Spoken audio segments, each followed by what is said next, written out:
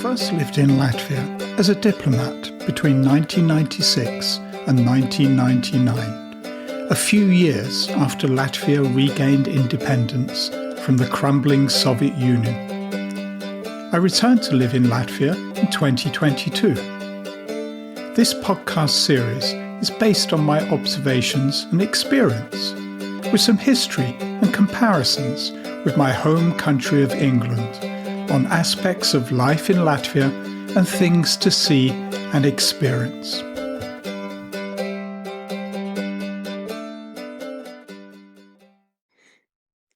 On Independence Day. The 18th of November is celebrated in Latvia as Independence Day, a public holiday with commemorative events. Let's go back in time. It's the 18th of November 1918. The First World War has just ended. Europe is in chaos. Empires are collapsing. And in Riga, in a theatre building that still stands today, a group of Latvians did something extraordinary. They declared independence. But here's the fascinating part about Latvia's independence story. Declaring it was only the start. What followed was a desperate fight for survival that lasted another 2 years. It's a tale of courage, unlikely heroes, and a small nation that refused to be overtaken by larger powers. Then in 1940, another 50 dark years of occupation began. I'll guide you through the 4 parts of this story. First, the dramatic declaration of independence. Second, the war that ensued, because independence had to be fought for, not just declared. Third, the Soviet-Russian occupation of Latvia from 1940 until independence was regained in 1991. And finally, how Latvians celebrate Independence Day today, more than a century later, with my memories of participating in the commemoration as Deputy British Ambassador in the late 1990s. So settle in and let me tell you about the 18th of November.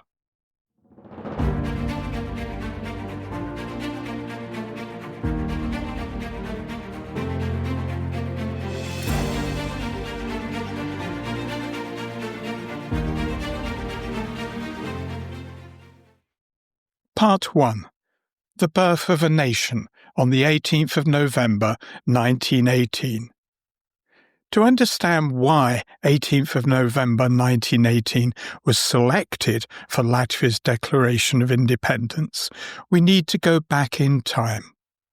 During World War I, Latvia, which was not yet an independent country, was divided among various powers. The Germans occupied most of Courland and Riga, while the Russian Bolsheviks controlled parts of Vidzemir and Latgale. It was a time of chaos.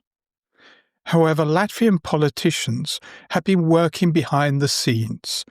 2 main groups were advocating for independence. One was called the Democratic Bloc, based in Riga. The other was the Latvian Provisional National Council, established in Valka and mainly operating in Petrograd. Now here's where it gets interesting. In July 1918, a Latvian diplomat, Zigfrids Anamierovičs, travelled to Stockholm. He carried political documents, £500 sterling, worth about £25,000 today, and 6 beautifully ornate volumes of Latvian art to give as gifts to important people. His mission?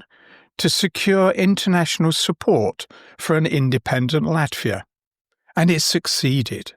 On the 11th of November 1918, the very day World War I ended, the British Foreign Office sent what is known as the Balfour Memorandum. Britain recognised Latvia's independence de facto, actually. This was huge. Latvia now had Western backing. 1 week later, on the 18th of November, Latvian leaders gathered at what was then called the Second City Theatre, now the Latvian National Theatre, right here in Riga.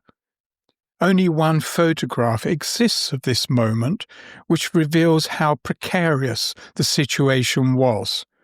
Nobody was sure what would happen next. At that meeting, the People's Council of Latvia declared the independence of the Republic of Latvia. Jānis Čakste, who would later become Latvia's first president, was present. The man chosen to lead the provisional government was Kārlis Ulmanis, leader of the Latvian Farmers' Union. Now, Kārlis Ulmanis is a fascinating character. He studied agriculture in Germany and taught at the University of Nebraska during his exile in America. He wasn't a soldier or a revolutionary. He was an agronomist who aimed to improve dairy farming. But when his country needed leadership, he stepped forward. After they sang the national anthem and declared independence, you might think there would be celebrations in the streets. But the truth is much more sobering. Within days, Soviet Russia would invade. The Declaration of Independence was, as one historian said, just a single step in Latvia's struggle to survive. The new government controlled almost no territory. They had no army to speak of. They were surrounded by hostile forces. Most nations hadn't yet recognized them, and winter was approaching. Interestingly, Zygfrids Anna Mierovics, who had secured British recognition, learned about the 18th of November proclamation only later when he was in London. He also discovered that political squabbles had already cast a shadow over the declaration. The British recognised National Council had nearly disbanded due to infighting, but the die was cast. Latvia had declared itself independent. Now came the hard part, surviving.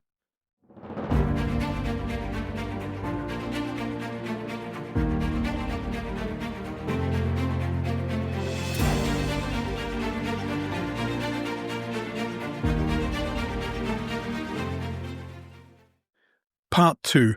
The Fight for Survival, the War of Independence.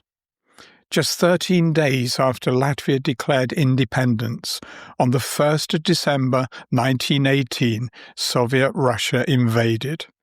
The invading forces included many Red Latvian riflemen, Latvian soldiers fighting for the Bolsheviks. This made the invasion easier because they knew the terrain and spoke the language. The provisional government, led by Kārlis Ulmanis, was rapidly losing ground. Town after town fell. Alukšna fell on the 7th of December, Valka on the 18th of December, and Cēsis on the 23rd of December. Just 6 weeks after declaring independence, Riga was captured by the Red Army on the 3rd of January 1919. Ulmanis and what remained of the government retreated all the way to Liepāja on the western coast. At one point, they literally sought safety aboard a steamship called the Saratov under Allied protection. It was that desperate. But here is where the story takes a turn. On the 15th of January 1919, an important event occurred at Lielausa. A Latvian battalion, led by Colonel Oskars Kalpaks, halted the Soviet offensive. Oskars Kalpaks is a national hero in Latvia, and for good reason. He was born into a farming family, attended military school in Irkutsk, Russia, and fought bravely in World War I. When Latvia declared independence, he joined the Ministry of Defence and became commander of the 1st Latvian Independent Battalion, often called Kalpaks Battalion. The Battle of Lielausa was vital for morale. It demonstrated that Latvian forces could resist the Bolsheviks. Kalpaks himself displayed notable courage, leading his soldiers by example. But tragedy struck on the 6th of March 1919. Near a place called Airites, Kalpaks was killed, actually by mistake, in a skirmish with German Freikorps troops who were supposed to be allies. He was just 37 years old. His death was devastating, but his legacy lived on. He was posthumously awarded Latvia's highest military honour, the Order of Lach Plessis, in first, second and third class. Now the situation was complicated, not only by the Bolsheviks. German forces, who had helped push back the Red Army, refused to leave Latvia. In fact, in April 1919, the Baltic German nobility organised a coup in Liepaja, establishing a puppet government. This is where Estonia steps in as a vital ally. The Estonian army, recognising that if Latvia fell, they would be next, moved to assist. In May 1919, combined Latvian and Estonian forces retook Riga from the Bolsheviks. But then they had to confront the Germans. In June 1919, one of the war's most significant battles occurred near the town of Sēsis, the Battle of Sēsis. The German Landeswehr, led by Major Alfred Fletcher, attacked Latvian positions on the 6th of June. At first, the Germans succeeded in capturing Sēsis. However, Estonian forces, including their renowned armoured red trains, joined the Latvians in a counterattack. On the 22nd and 23rd of June 1919, combined Estonian and Latvian forces launched a coordinated attack that broke through German lines. The Germans withdrew. It was a decisive victory. The Battle of Sēsis is still commemorated jointly by Latvia and Estonia. During the battle, Estonia lost 110 soldiers, while Latvia lost 44. More importantly, it laid a proper foundation for both nations' independence and highlighted the strength of Baltic cooperation. But the war was not over. In October 1919, a new threat arose. The West Russian Volunteer Army, led by a warlord named Pavel Bermont-Avalov. This force, also known as the Bermontians, included German Freikorps members and Russian monarchists aiming to restore the Russian Empire. On the 8th of October 1919, Bermont's forces launched an offensive against Riga, capturing the left bank of the Daugava River. The Latvian government evacuated once more, and the situation appeared grim. However, on the 11th of November 1919, the Latvian army, backed by Estonian armoured trains and the British and French navies, launched a counterattack. After fierce fighting, they expelled Bermont's forces from Riga. 11th of November is now celebrated as Lach Plessis Day in Latvia, named after Latvia's mythical hero, the Bear Slayer. It is a memorial day for soldiers who fought for independence. That evening in 1919 marked a turning point. By early December, Bermont's army had been pushed out of Latvia entirely. The war persisted into early 1920, with Polish troops assisting Latvia in driving the Red Army out of the Latgala region. Ultimately, on the 11th of August 1920, Latvia and Soviet Russia signed the Riga Peace Treaty. In Article 2 of that treaty, Soviet Russia recognized Latvia's independence as inviolable for all future time. Those were powerful words, although, sadly, they would be broken 20 years later. Nevertheless, Latvia had achieved victory. A nation with no army in November 1918 had fought off Soviet Russia, Germany, and monarchist forces. It was extraordinary. On the 26th of January 1921, the Allied powers officially recognized Latvia's independence de jure, by right. Later that year, Latvia joined the League of Nations. After more than 2 years of war, Latvia was finally truly independent.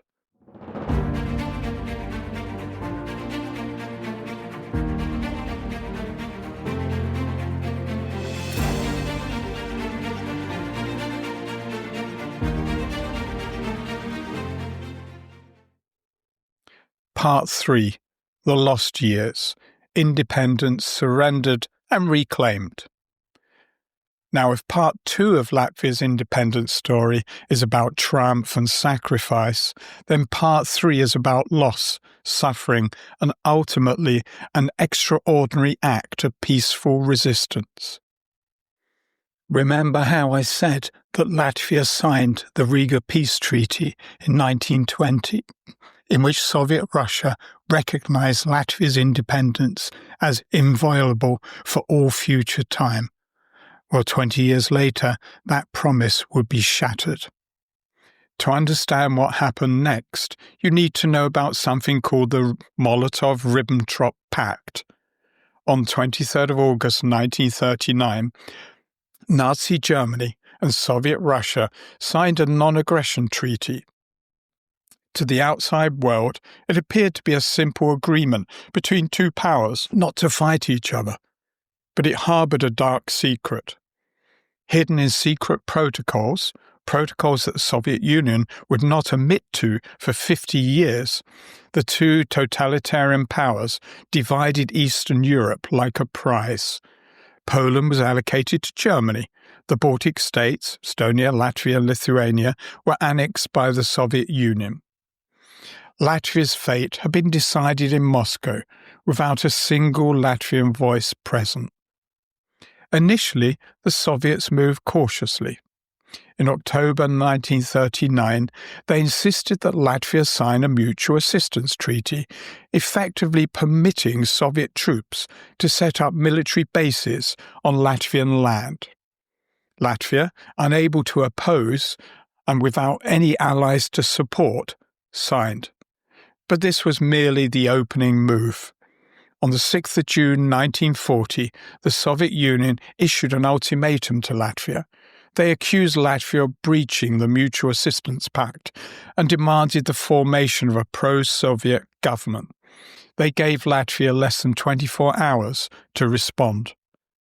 President Kārlis Ulmanis, indeed the same individual who led Latvia through the War of Independence and governed the nation for over 20 years, received a Soviet official named Andrei Vyshinsky. Vyshinsky presented him with a list of new cabinet members that had already been approved in Moscow. There was no negotiation. It was done. On the 17th of June 1940, Soviet tanks advanced into Riga. The Red Army took control of Latvia. And just like that, after barely 20 years of independence, Latvia lost its freedom. What followed was one of the most sombre episodes in Latvian history. The Soviets immediately launched their campaign of terror. Political prisoners were detained. Army officers were arrested and deported. Teachers, lawyers, merchants, anyone who might oppose Soviet rule were targeted. On the night of 14th of June 1941, just a year after the Soviet invasion and a week before Nazi Germany would itself invade the Soviet Union, the NKVD, the Soviet secret police, initiated mass deportations.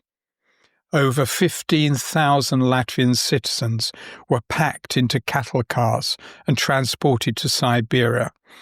These weren't soldiers or political agitators. They were farmers, shopkeepers, intellectuals, priests. They consisted of families, women, children, the elderly. Among the deported were 2,400 children under the age of 10. The conditions were brutal. Many perished along the way. Those who survived faced decades of hard labor in the freezing wastelands of Siberia and Kazakhstan. Over 1,900 of those deported Latvians never returned. They died in Soviet camps. And then, as if things couldn't get any worse, Nazi Germany invaded. In July 1941, Hitler turned against his former ally, and German troops occupied Latvia, replacing Soviet control with Nazi rule. Latvia had shifted from one oppressive regime to another. After Germany's defeat in 1945, Soviet troops returned, and Latvia came under 50 years of Soviet rule. During this lengthy occupation, Latvians faced systematic cultural repression. The Latvian language was limited. Latvian history was altered. The Soviet authorities intentionally settled hundreds of thousands of Russian-speaking workers in Latvia, altering the country's demographic makeup. But something extraordinary occurred.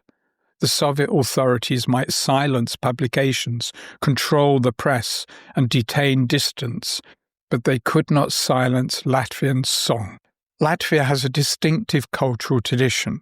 Every 5 years since 1873, Latvia hosts the Song and Dance Festival. It's a grand event where tens of thousands of Latvians come together to sing and dance traditional Latvian songs in their customary costumes. Please listen to my podcast episode on song and dance. During the Soviet occupation, this festival was permitted to continue, but only if the songs were considered appropriate, meaning pro-Soviet. Political songs were banned. The national anthem was forbidden. Patriotic songs faced censorship. But Latvians found ways to circumvent this. Old songs were rediscovered, and new compositions were created that sounded innocent but contained layers of meaning about freedom and national identity. The Song Festival became more than just entertainment. It became an act of resistance. In the late 1980s, as the Soviet Union started to collapse due to its contradictions, the Song Festival became the symbol of what was termed the Singing Revolution. It wasn't violent. There were no armed uprisings. Instead, Latvians gathered in public spaces, at the Song Festival, at political rallies, and sang. They sang about freedom. They sang about their land. They performed banned songs that had been prohibited for nearly 50 years. And people listened. The movement expanded. The Latvian Popular Front was established in 1988. Hundreds of thousands attended rallies. But the most iconic moment occurred on 23rd of August, 1989. This date was intentionally chosen as the 50th anniversary of the Molotov-Ribbentrop Pact, the secret agreement that had determined Latvia's fate 50 years earlier. That evening, around 2 million people from the 3 Baltic states, Estonia, Latvia, and Lithuania, performed something never seen before. They linked hands to create a human chain over 670 kilometers long, connecting the 3 Baltic capitals. It was known as the Baltic Way, and it was truly remarkable. Please listen to my podcast episode on the Baltic Way. Imagine this, 2 million people spanning an entire region, holding hands for 15 minutes in silent protest. They sang. They prayed, and they made a simple statement. We exist, we remember, we are free. The Soviet authorities had threatened severe consequences, but when the moment arrived, they did not intervene, perhaps because it was so peaceful, perhaps because they realized you cannot suppress an entire nation's longing for freedom. The Baltic Way was effective. The world observed. And it became apparent that the Soviet Union could not maintain control of these nations through force. Fast forward to 1990. In March of that year, elections were held for the Latvian Supreme Soviet. For the first time since 1940, they were genuinely democratic elections, and the people voted overwhelmingly for independence. On the 4th of May 1990, the Latvian Supreme Soviet adopted a declaration on the restoration of Latvia's state independence. They voted 138 to 1 in favour. But this wasn't complete independence yet. It was merely a declaration of intent. A transitional period was put in place. Moscow was furious. President Gorbachev declared the declaration unconstitutional and void. But Latvians didn't mind.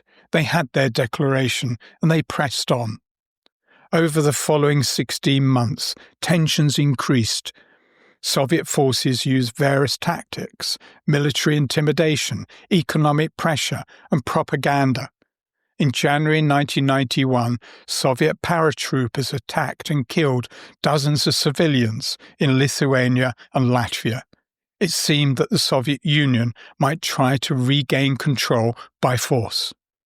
But then, on the 19th of August 1991, something occurred in Moscow that altered everything. Communist hardliners launched a coup d'etat against Gorbachev.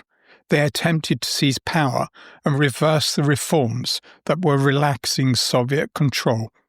The coup failed, and then in the ensuing chaos, Latvia took its opportunity.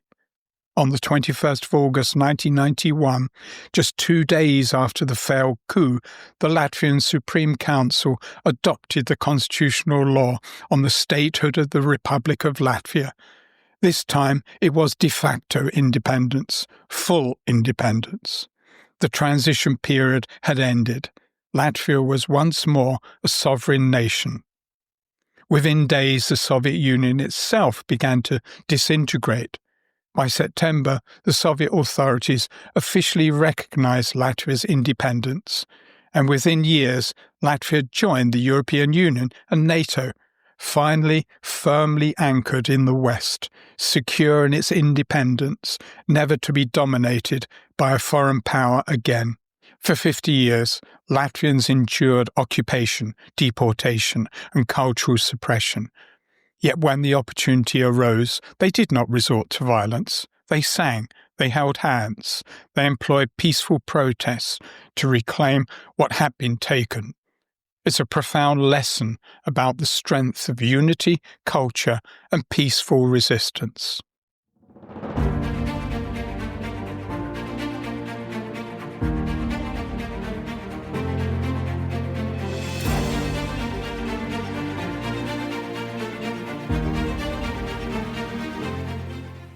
Part 4.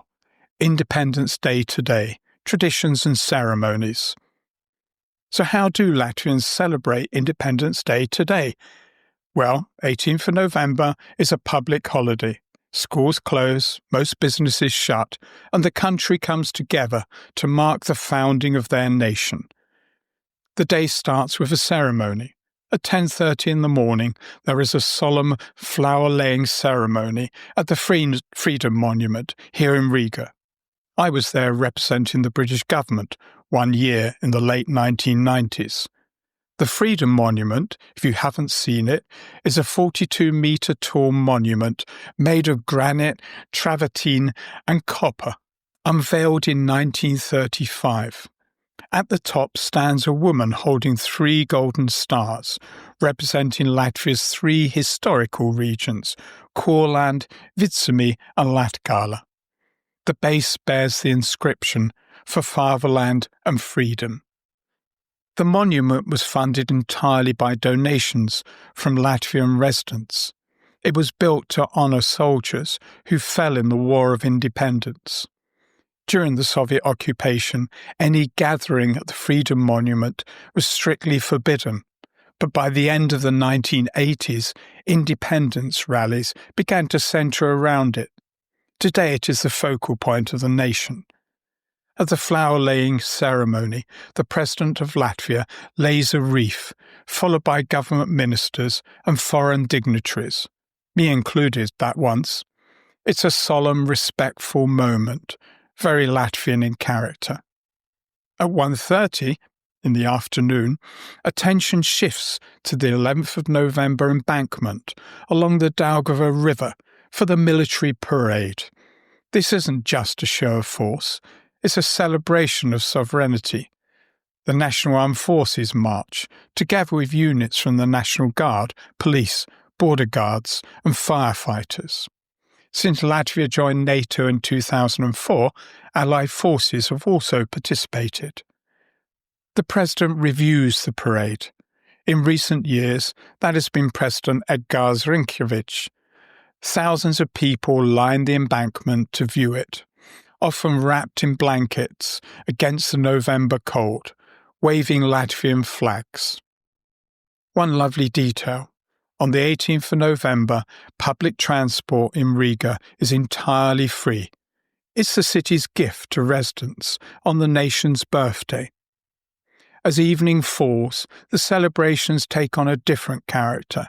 At 7 p.m, a festive event occurs in Freedom Square.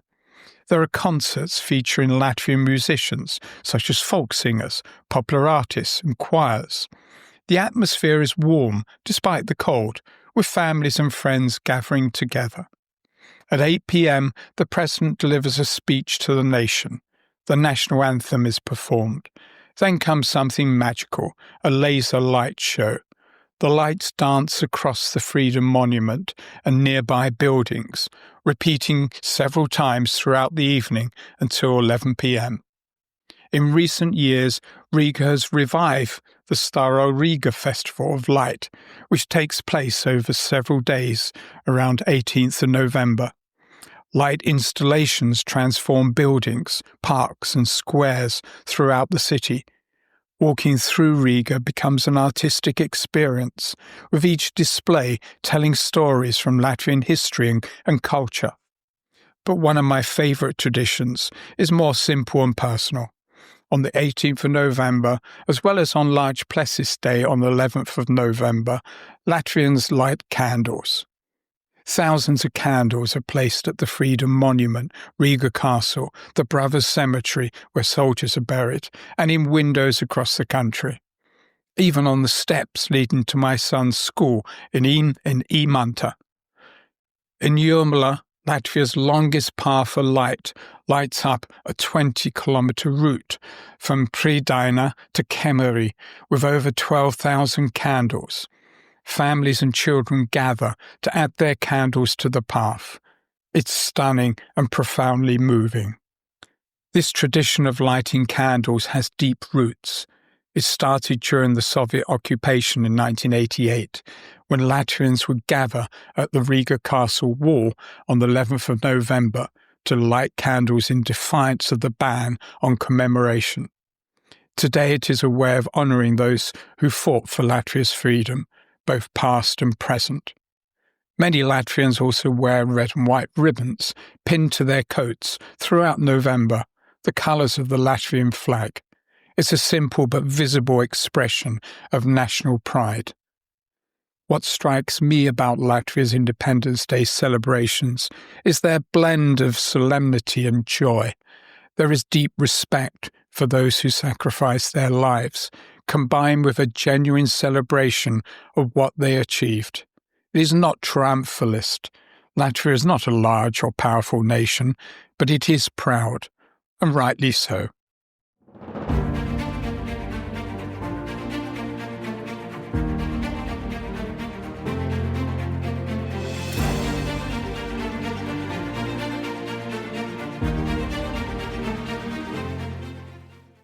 So there you have it, the story of Latvia's Independence Day. From that single photograph of the proclamation on the 18th of November 1918 in a theatre that still stands today, to the desperate fight for survival that followed through the dark period of Soviet occupation, up to the vibrant celebrations that fill Riga each November now. What fascinates me as an Englishman living here is how recent this history is. Latvians have had to fight for that independence not once but twice, first in 1918 to 1920, and then again in the late 1980s and early 1990s when they peacefully restored it after Soviet occupation. That may be why 18th of November is marked with such sentiment. It's not ancient history, it's living memory. Many Latvians have grandparents or great-grandparents who experienced these events. If you're in Latvia on the 18th of November, I encourage you to experience it. Visit the Freedom Monument, watch the parade, light a candle, feel the weight of history, but also the joy of the present. Because Latvia's Independence Day isn't just about the past. It's about a nation that refused to disappear, fought against overwhelming odds, and continues to thrive today. That's a present-day struggle if one looks not too far away to Ukraine. Slava Ukraini.